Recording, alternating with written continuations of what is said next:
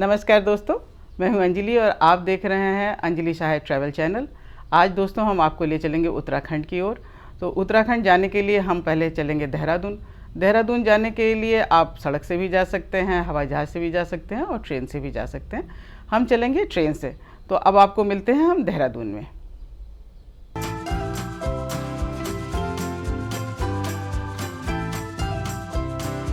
वैसे तो देहरादून में अनेकों स्थान हैं देखने के लिए, लेकिन हमारी कोशिश ये होती है कि हम कुछ ऐसे स्थानों पर आपको ले चलें जिसका कुछ ऐतिहासिक महत्व अलग है या प्राकृतिक सुंदरता से वो स्थान भरपूर है। सन 2000 में भारत के 27वें राज्य के रूप में उत्तराखंड का जन्म हुआ, जिसे देवभूमि भी कहा जाता है।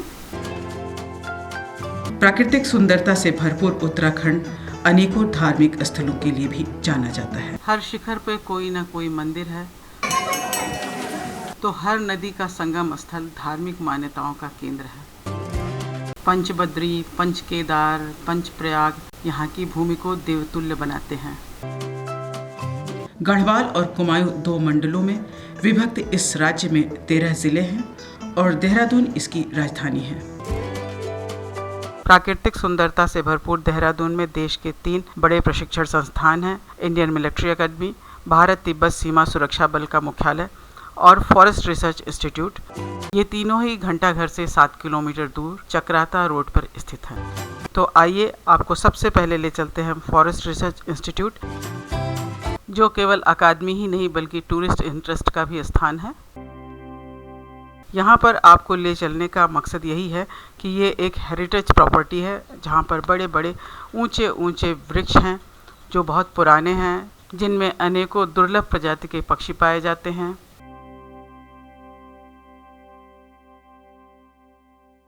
इसके अलावा यहाँ पे बड़े बड़े खुले घास के मैदान हैं।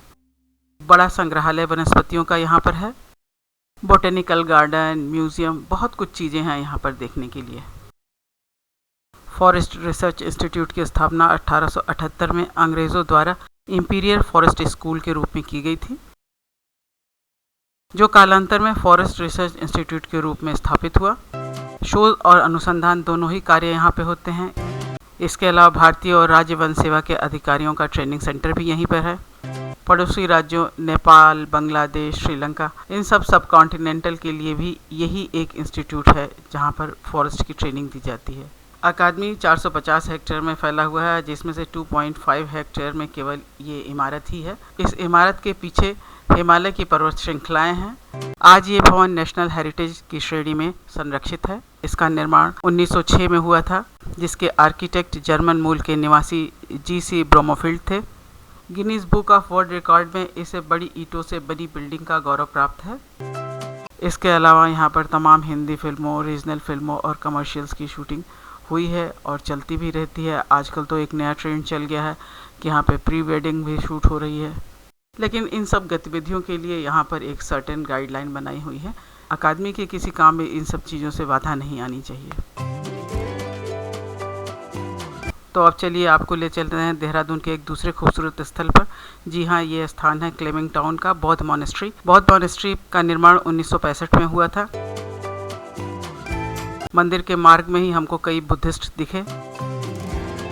मॉनेस्ट्री के पास में ही भगवान बुद्ध की एक बहुत बड़ी प्रतिमा लगी हुई है। मॉनेस्ट्री का स्थापत्य कला पारंपरिक जापानी शैली का है।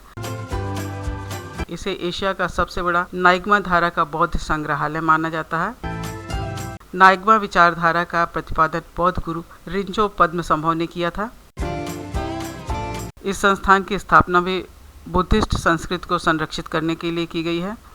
यहाँ 300 से ज़्यादा लामा अध्ययनरत हैं। 5 मंजिलें इस मॉनेस्ट्री की ऊंचाई 220 फीट है। हर मंजिल में भगवान बुद्ध की प्रतिमा लगी हुई है और उनके जीवन से जुड़ी हुई तमाम घटनाओं को दीवारों पर उकेरा गया है। मॉनेस्ट्री के शीर्ष पर लगे पताके शांति का संदेह वाहक हैं। मॉनेस्ट्री के बाहर कुछ प्रोफेशनल कॉलेज हैं, जहां से बच्चे शाम को यहां आकर कुछ समय बिताते हैं। यहाँ के रेस्टोरेंट में कुछ खाते पीते हैं और रिलैक्स होते हैं।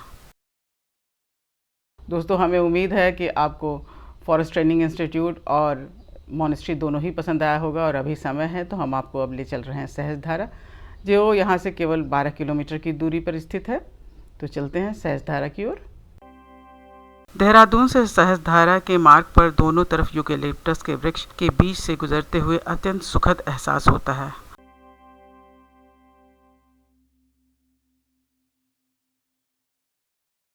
और जैसे जैसे हम इस मार्ग पर आगे बढ़ते जाते हैं, ये वृक्ष पीछे छूटने लगते हैं और हम पर्वतों से रूबरू हो जाते हैं। टेढ़े मेढ़े रास्ते पर जैसे जैसे हम ऊपर चढ़ते हैं, मार्ग में तमाम बौद्ध मंत्र की झंडियां लहराती हुई स्वागत करती सी प्रतीत होती हैं। पहाड़ों के इन घुमावदार रास्तों पर संभल कर ड्राइविंग करनी चाहिए।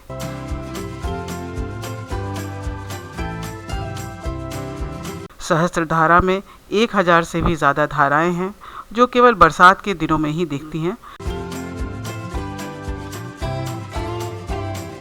फिर भी झरने की कुछ ऐसी धाराएं हैं जो वर्ष भर दिखती हैं,